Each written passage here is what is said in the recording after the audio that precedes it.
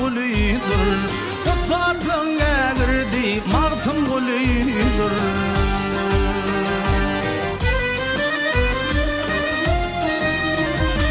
Erenliğin patatın alıp ol başta, dünya güneş bolup soğurlu taştı.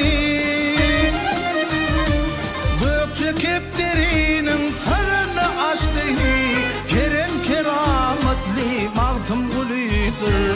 Kerem kerametli mağtım gulüdür.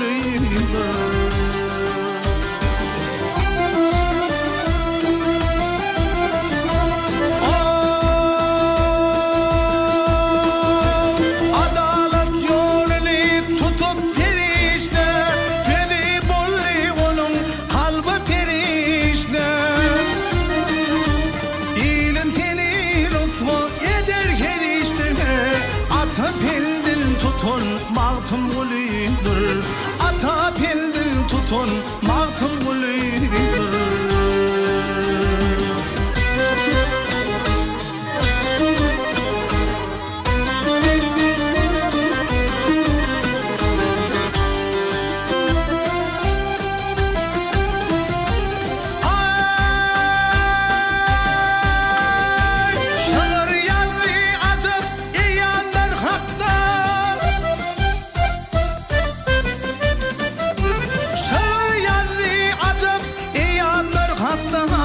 Halkımın geçmişi şuurluk hatta,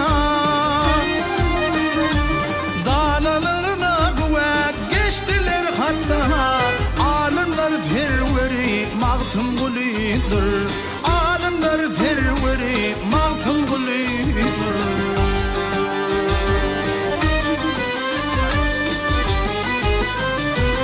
Haykatlı sözlerin ilim dermani, seni dinleyenlerin yoktur armani.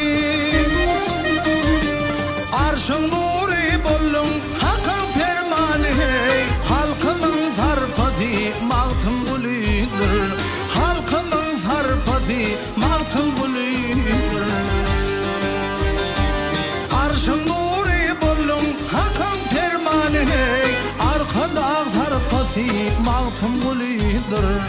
Arka dağın hürmeti mağtım gulüdür.